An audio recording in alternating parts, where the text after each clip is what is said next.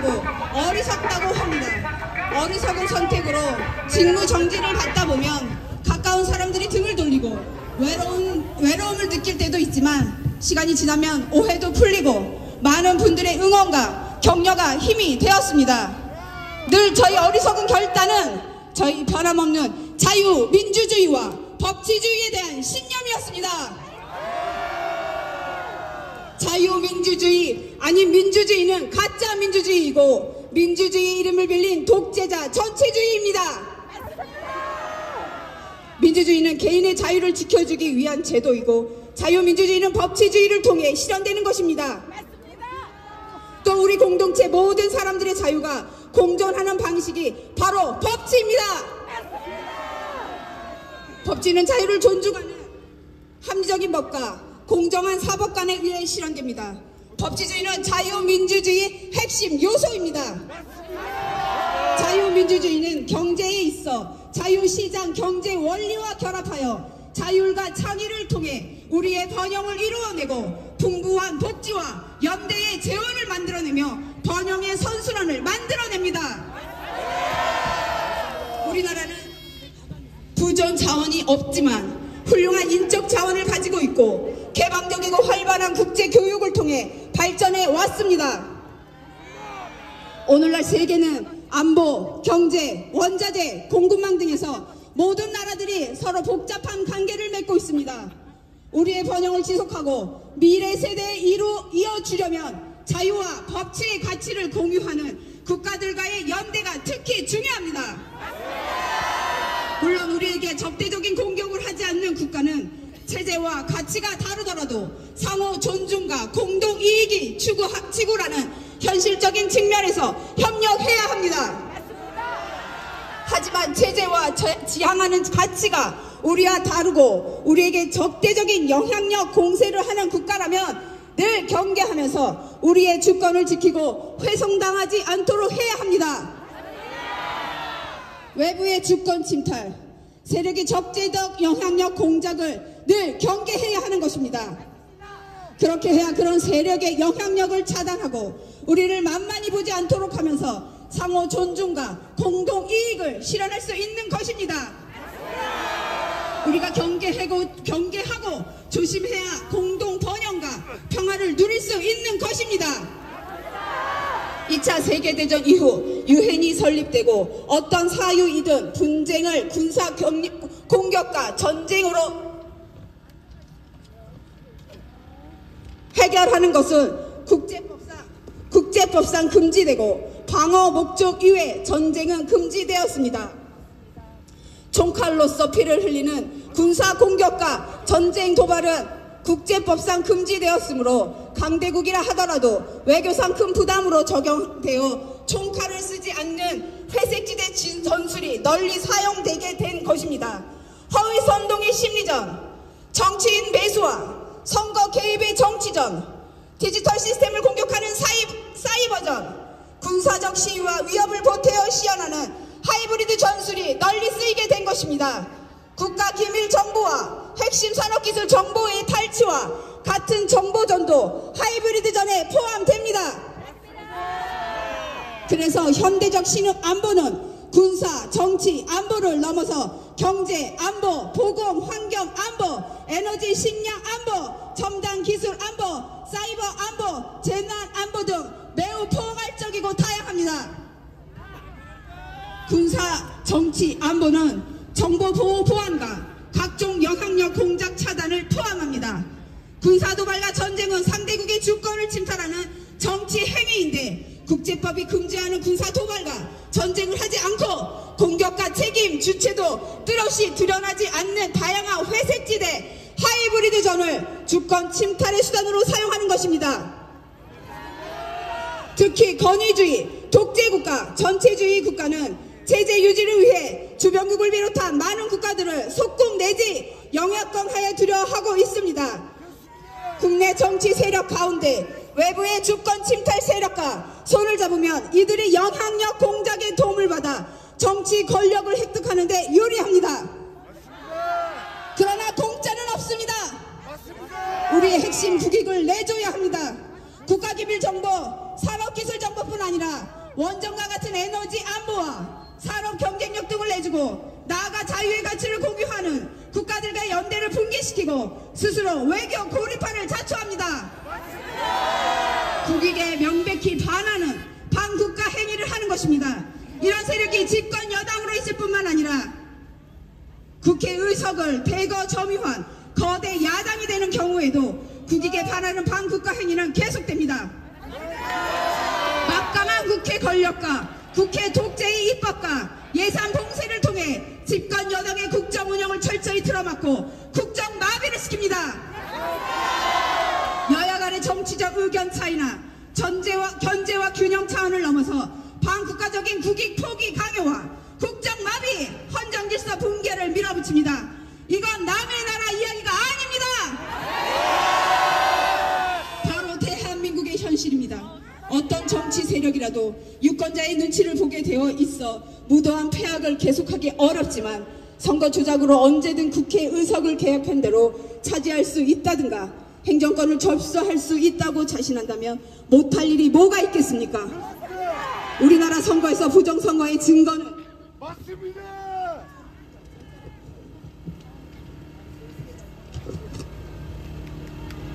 너무나 많습니다. 계속 해야 돼. 이거 대통령님 메시지예요. 아니, 담아 알아요. 담아 이를 가능하게 여러분 계속 할까요? 이를 가능하게 하는 선관위 엉터리 시스템도 다 드러났습니다. 특정인을 지목해서 부정선거를 칼에 찔려 사망한 시신이 다수 발견됐는데 살인범을 특정하지 못했다 하여 살인사건이 없었고 정상적인 자연사라고 우길 수 없는 것입니다.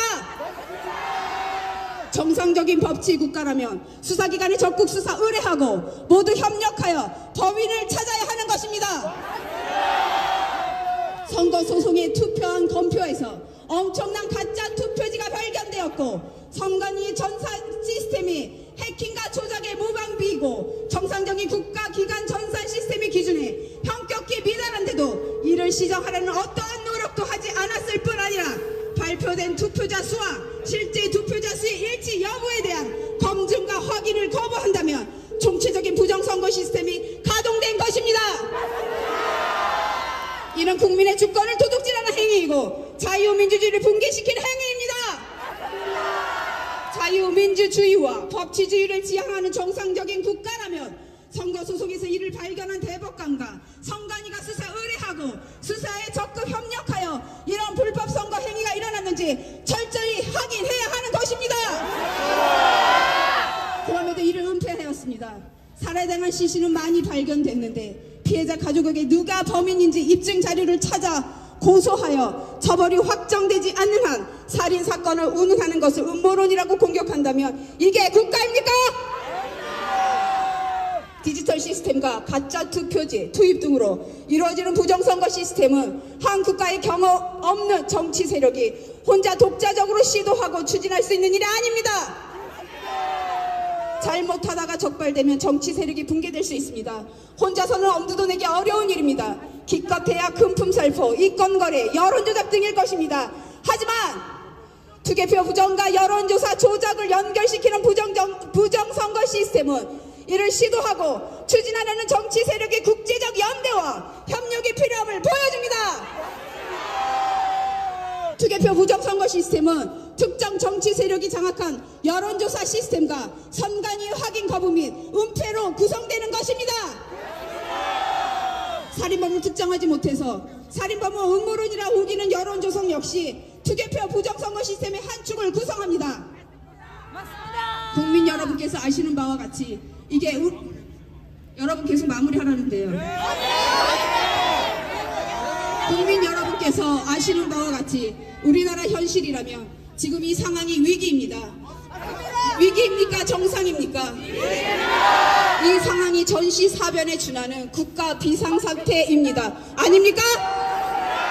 전시와 사변은 우리 국토 공간위에서 벌어지는 물리적인 상황, 즉 하드웨어의 위기 상황이라면 지금 우리의 현실은 우리나라의 운영 시스템과 소프트웨어의 위기 상황인 것입니다. 헌법 66조는 대통령은 국가 원수로서 국가를 대표하며 국가의 독립, 영토의 보전, 국가의 계속성과 헌법을 수호할 책임을 진다고 되어 있습니다. 쉽게 말하면 대통령에게 대한민국의 하드웨어를 지키고 운영체계와 소프트웨어를 수호하라는 책무를 부여한 것입니다. 거대 야당이 국회 독재를 통해 입법과 예산을 봉쇄하여 국정을 마비시키고 위헌적인 법률과 국익에 반하는 비정상적인 법률을 남발하여 정부에 대한 불만과 국론 분열을 조장하고 수십 차례의 줄 탄핵으로 잘못 없는 고위 공직자들의 직무를 정지시키고 심지어는 자신들의 비리를 수사하고 감사하는 검사와 감사원장까지 탄핵하고 자신들의 비리를 덮는 방탄 입법을 마구잡이로 추진하는 상황은 대한민국 운영체계의 망국적 위기로서 대통령은 이 운영체계를 지켜낼 책무가 있습니다. 저는 헌법기관인 감사원장까지 탄핵하여 같은 헌법기관이 헌법재판소의 법정에 세우려는 것을 보고 헌법수호 책임을 이행하기 위한 비상조치가 필요하다고 생각하였습니다.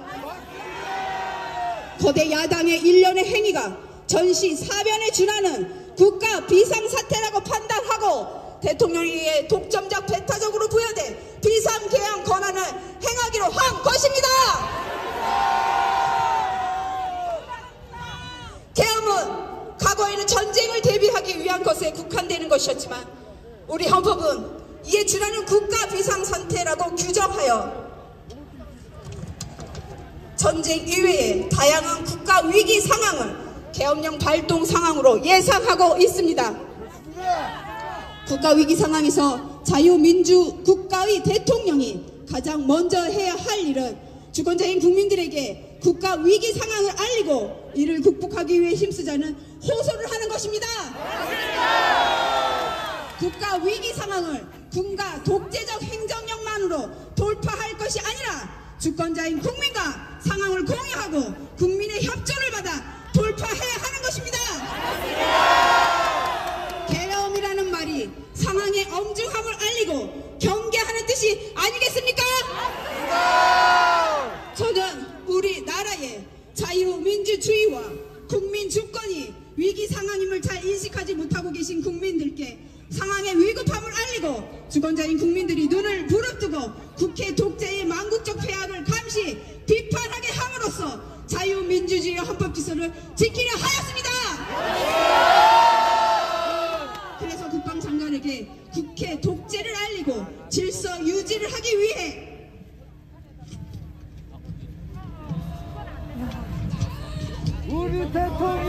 그리고 부정선거 가동 시스템을 국민들께 제대로 알리고 진상을 파악하기 위해 필요 최소한의 병력 투입을 지시하였고 국회 280명, 선관위 290명의 병력이 투입된 것입니다.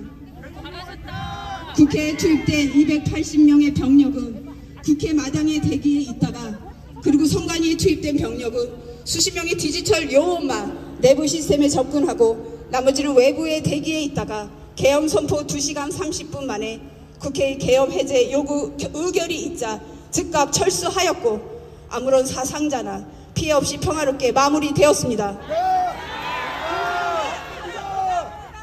국민 여러분, 계엄은 범죄가 아닙니다. 계엄은 국가 위기를 극복하기 위한 대통령의 권한 행사입니다. 그렇기 때문에 대통령의 권한 행사를 보좌하기 위해 합동참모본부에 계엄과가 있는 것입니다. 계엄은 내란이라는 내란머리 프레임 공세로 저도 탄핵 소추되었고 이를 준비하고 실행한 국방부 장관과 군 관계자들이 지금 구속되어 있습니다. 참으로 어이없는 일입니다. 병력 투입 시간이 불과 2시간인데 2시간짜리 내란이 있습니까?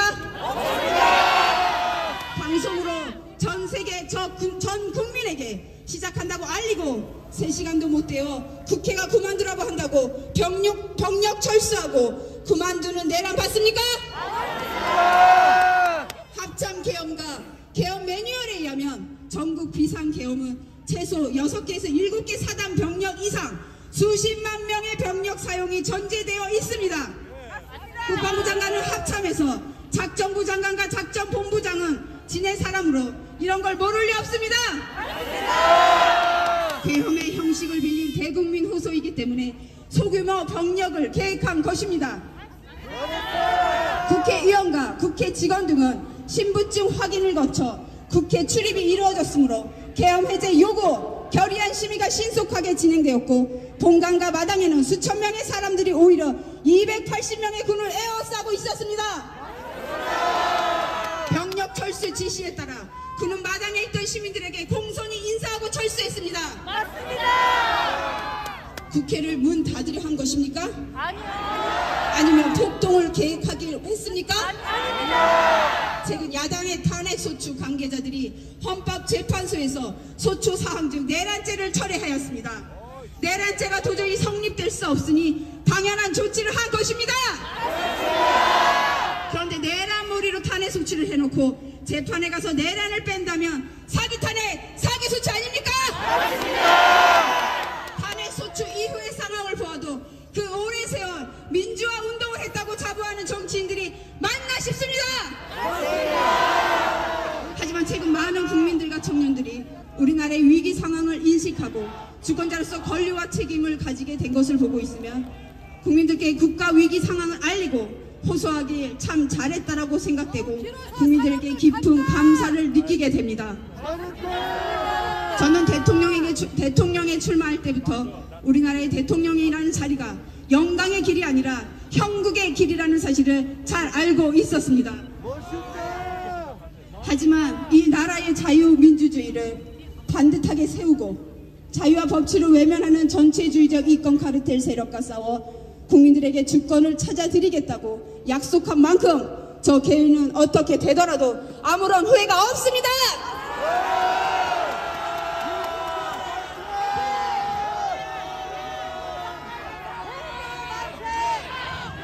제가 독재를 하고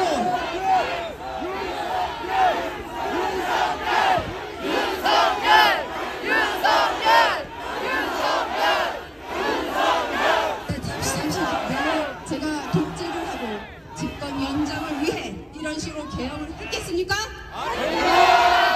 그런 소규모 미니 병력으로 초단시간 계엄을 말입니다. 사법적 판단이 어떻게 될지는 제가 알 수는 없는 일이지만 국민 여러분께서는 이 계엄이 헌법을 수호하고 국가를 살리기 위한 것인지 아닌지 잘 아실지 저는 믿습니다. 과거에는 대통령이 독재야 국회의원들이 저항하고 민주화 투쟁을 했다면 세계 어느 나라 헌정사에도 유례가 없는 막가퍼시 국회 독재의 폐악에 대해 헌법소원 책무를 부여받은 대통령으로서 다양히 저항하고 싸워야 하는 것입니다. 국가 기능을 정상화시키고 자유민주주의를 지키기 위해서입니다. 수사권 없는 기관의 체포영장이 발부되고 정상적인 권한이 아닌 법관 쇼핑에 의해서 나아가 법률에 의한 압수수색 제한을 법관이 임의로 해결하는 위법 무효의 영장이 발부되고 그걸 집행한다고 수천 명의 기동 경찰을 동원하고 1급 군사시설 보호구역을 무단 침입하여 대통령 경호하는 영장 집행 방해로 현행권 체포했다고 나서는 작금의 사법 현실을 보면서 제가 20년 동안 경험한 법조계가 이런 건지 어처구니가 없습니다. 자유민주주의를 경시하는 사람들이 권력의 칼자루를 치면 어떤 짓을 하는지 우리나라가 지금 심각한 망국의 위기 상황이라는 제 판단이 틀리지 않다는 씁쓸한 확신이 들게 됩니다. 자유민주주의와 법치는 동전의 양면입니다. 자유민주주의를 실현하는 법치는 형식적 법치, 꼼수 부는 법치가 아닙니다. 이런 법치는 인민민주주의 독재, 전체주의 국가에서 자유를 억압하기 위해 악용되는 법치입니다. 법은 민주주의 헌법 정신을 실현하기 위해 만들어져야 하고 일단 만들어진 법은 다수결의 지배가 아니라 소수자 보호와 개인 권익 보호에 철저히 기여해야 하는 것입니다.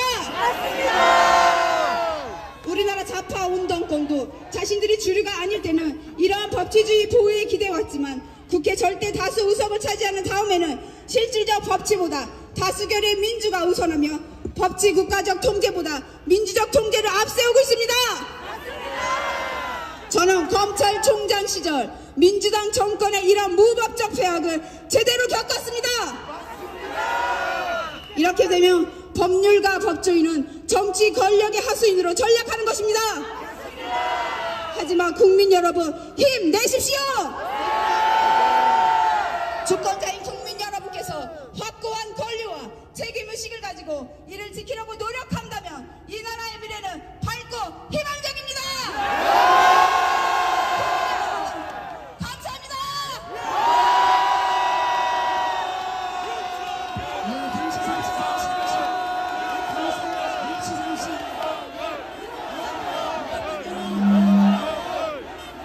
자, 외쳐주세요. 계속. 조금 한 1분만 더 외쳐주세요.